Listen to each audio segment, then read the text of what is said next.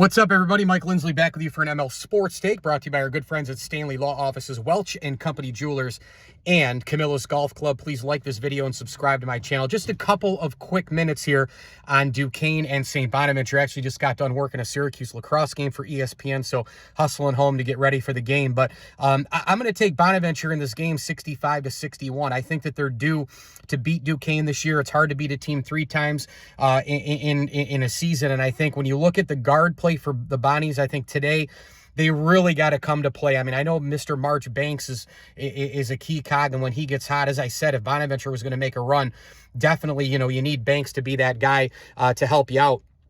And I mean, look, he's been huge, as we know. I mean, last game was unbelievable, 20 plus points and all the rest. Today, because I think it'll be a close game, backyard brawl, rock fight, call it whatever you want.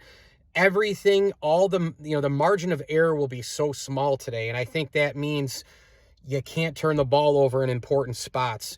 You got to make your free throws, which typically Bonaventure does. You got to be smart at all times. You can't miss assignments on defense. I mean, the little things today are going to be so huge in what I think is going to be a very close game. Duquesne is one of the hottest teams in the A10, and they're one of the hottest teams in America when you think about it. And, just beating Dayton, a team that I had pegged about 3 weeks ago as a Sweet 16 or beyond contender.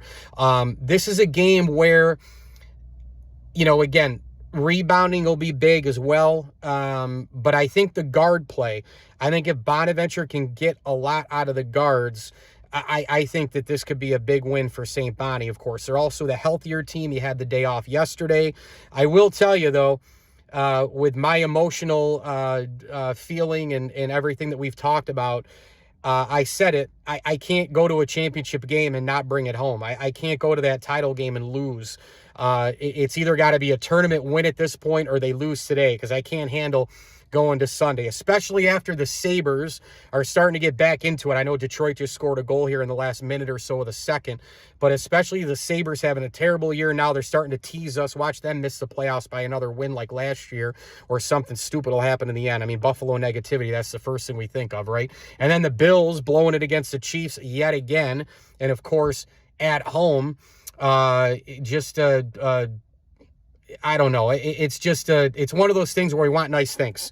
When we root for Buffalo teams, we root for Bonaventure, we need some good things. We need some nice things to happen to us. If the Bonnies win this A10 tournament, it's going to be one of the great turnarounds in program history from, the beginning of the year with all the hype and expectations and all the rest, going from that to the roller coaster and all the really brutal losses to this. It'd be really something in terms of a turnaround, thinking about a team that was 500 in the Atlantic 10. But I'm going to go 65-61. I think this is, again, a very, very close game. And my key player is Charles Pride in this game. I think he's going to be able to get into the middle of the floor against that Duquesne defense, be able to kind of pull up and shoot, get to the rim. He's got a size advantage in certain spots of this game. He's had a size advantage in other spots in games in the A10 as well. And he's able to use his great rebounding ability, his ability to stretch the floor, shooting threes. He can really beat you from everywhere on both sides of the floor. I think Charles Pride today is a huge player for this game. He's a typical player that's able to break down that tough as nails Duquesne defense in a lot of different ways. So maybe him, maybe a Semvis, those kind of players that can stretch it, but Pride especially making threes, the mid-range, and then the physical play, getting to the tin and trying to draw some fouls. Bonaventure's great at that. Banks is great at it. Adams Woods is. Pride is.